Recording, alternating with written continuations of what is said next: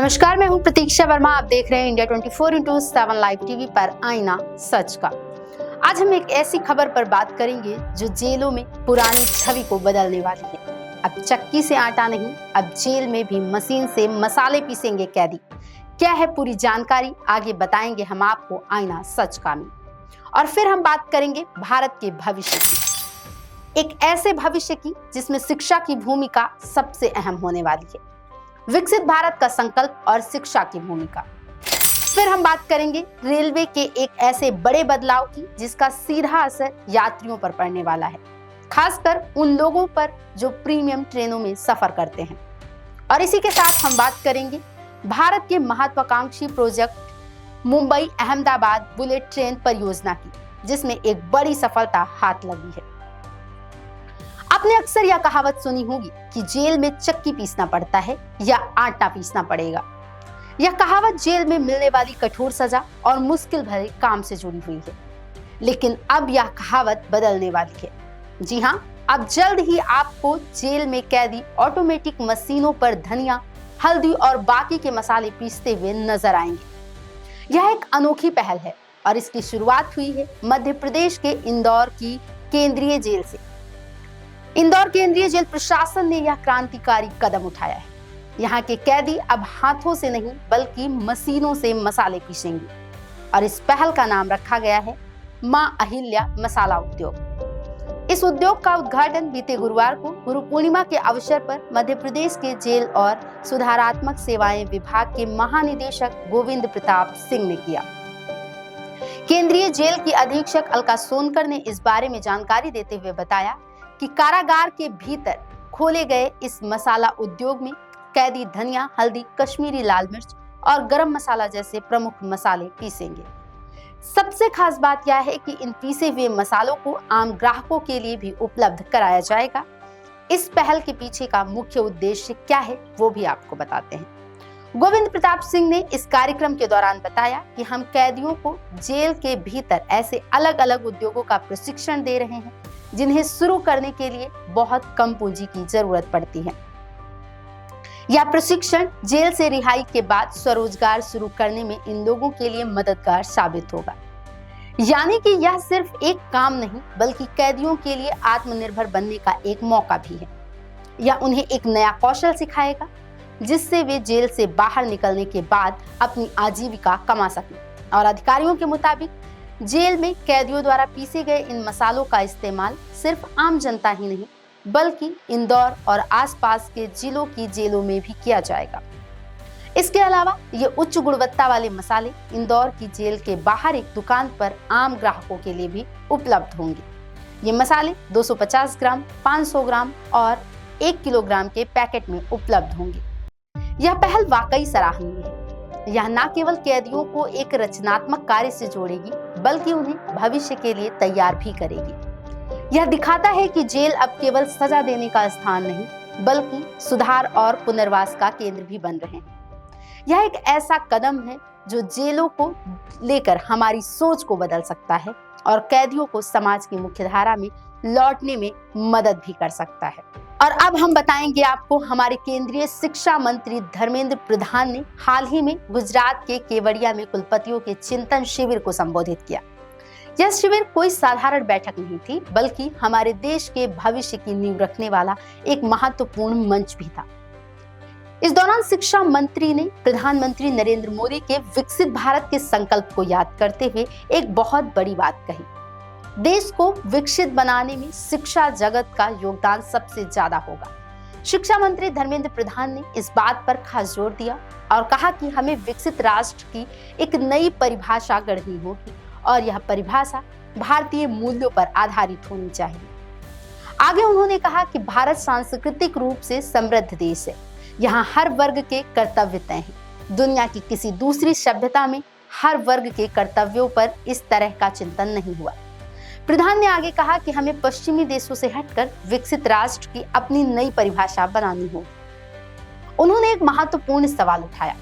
प्रधानमंत्री जी, हमारे सामने 2047 तक भारत को विकसित भारत बनाने का लक्ष्य रखा है। विकसित राष्ट्र की जो वैश्विक परिभाषा है, क्या हमारी भी वही परिभाषा होनी चाहिए? यह हमें संवाद और परामर्श के माध्यम से अपनी अद्वितीय विरासत, मूल्यों और संस्कृति को ध्यान में रखते हुए समृद्ध राष्ट्र की अपनी परिभाषा बनानी चाहिए।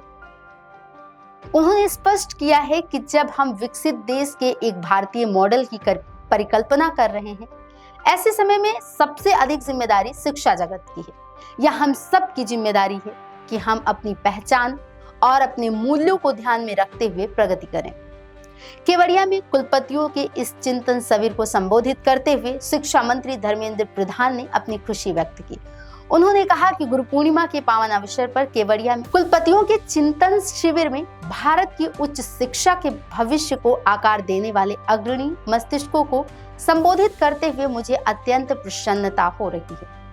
यह एक साझा मिशन के रूप में एक 2 दिवसीय चिंतन शिविर सभी शैक्षणिक नेताओं के लिए संस्थानों को आकार देने, पीढ़ियों को सशक्त बनाने, भारतीय शिक्षा का नया मॉडल बनाने और एक उज्जवल भविष्य बनाने के लिए मिलकर काम करने का एक जीवंत मंच है।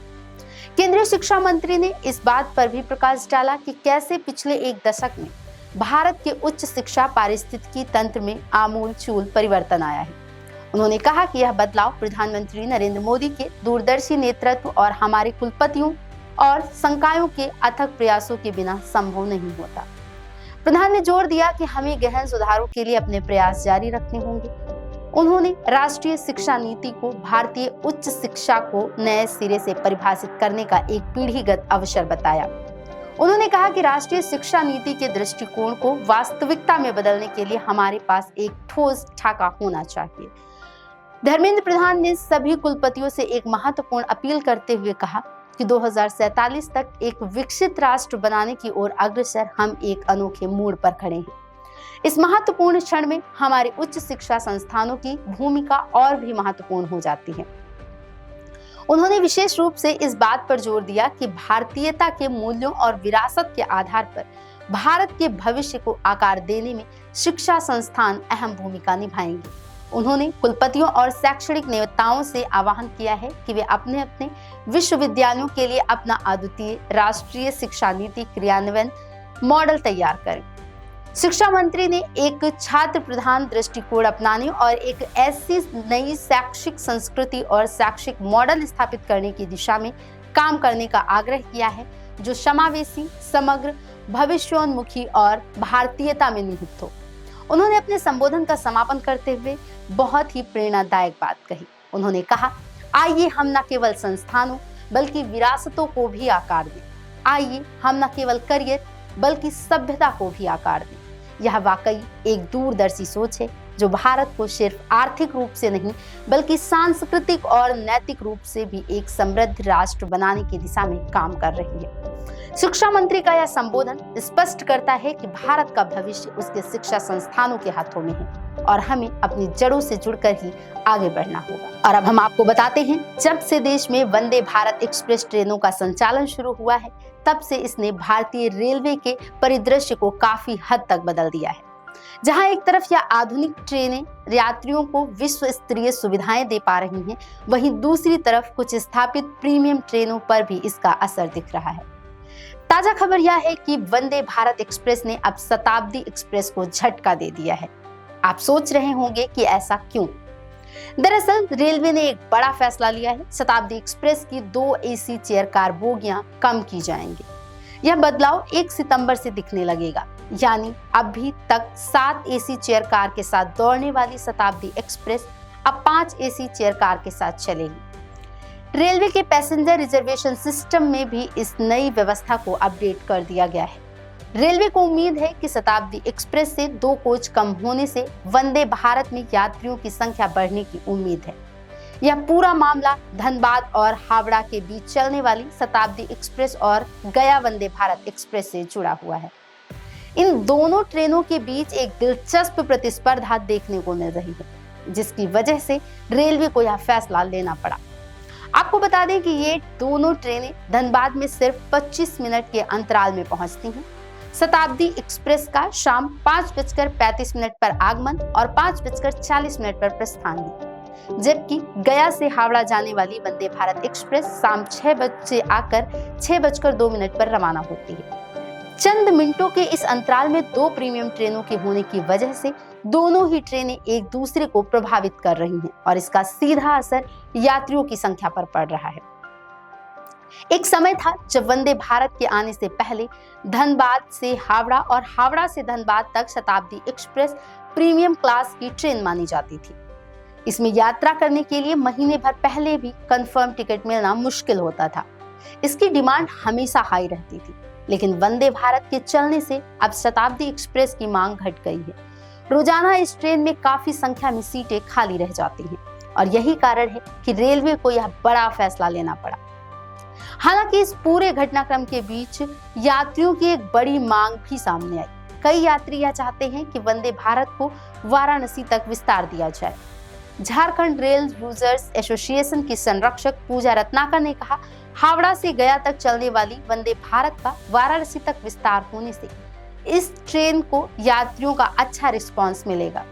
देश भर की कई वंदे भारत को अलग अलग स्टेशन तक विस्तार दिया गया है। अधिकारियों की इच्छा शक्ति हो तो इसे भी वाराणसी तक चलाया जाए।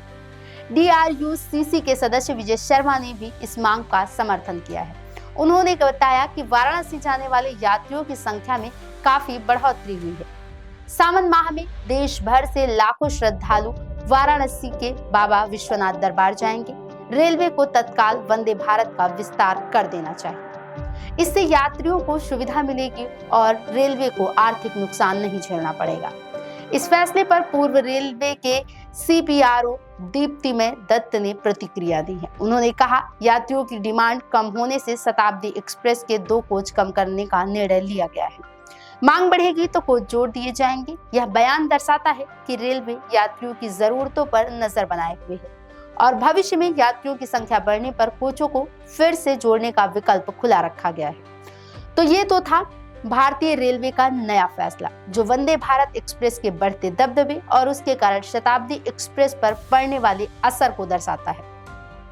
यह दिखाता है कि कैसे नई तकनीक और बेहतर सुविधाओं वाली ट्रेनें यात्रा के पैटर्न को बदल रही हैं। अब देखना यह होगा कि यात्रियों की वाराणसी तक वंदे भारत के विस्तार की मांग कब पूरी होती है।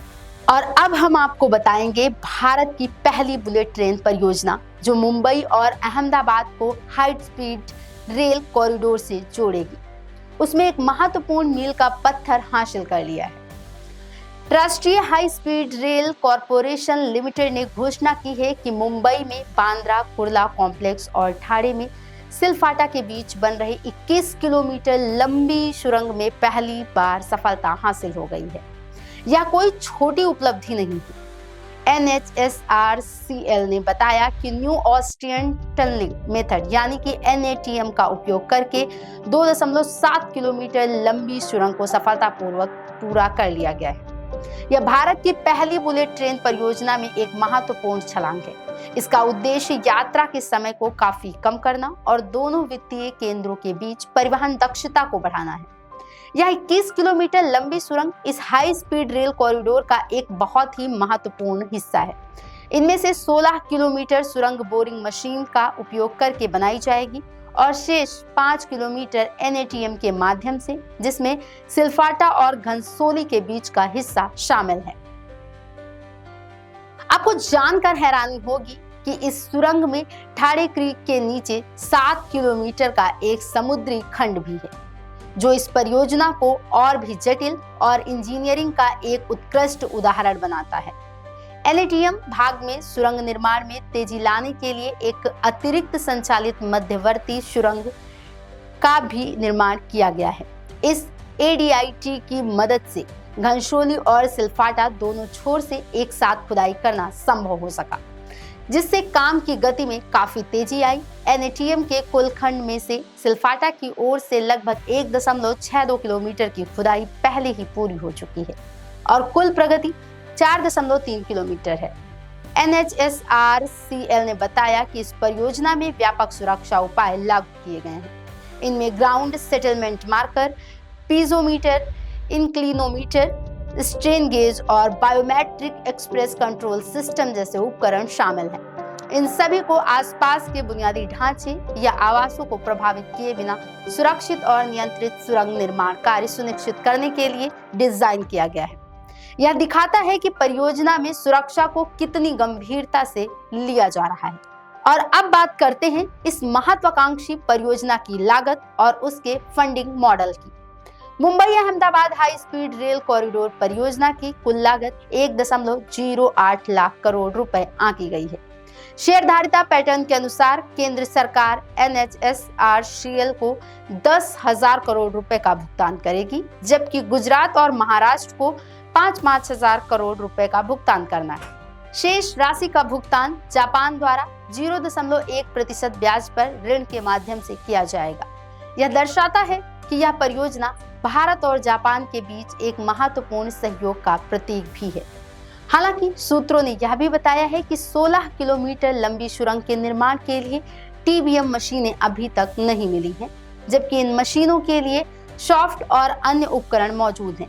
यह एक चुनौती है जिसे NHSRCL को जल्द से जल्द दूर करना होगा ताकि परियोजना तय समय पर पूरी हो सके।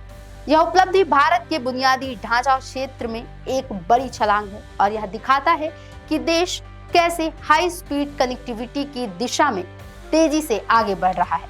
मुंबई और अहमदाबाद के बीच यात्रा का समय कम होने से न केवल व्यापार और वाणिज्य को बढ़ावा मिलेगा, बल्कि लोगों के जीवन में भी बड़ा बदलाव आएगा। यह थी मुंबई अहमदाबाद बुलेट ट्रेन परियोजना में मिली एक बड़ी सफलता की कहानी। उम्मीद है कि यह परियोजना तय समय पर पूरी होगी और भारत को एक नई पहचान दिलाएगी। और अंत में आईना सच का एक बार फिर हमें ये याद दिलाता है, सच का सामना करने की हिम्मत रखिए, क्योंकि यही वो आईना है जो आपको बेहतर इंसान बनाता है। नमस्कार।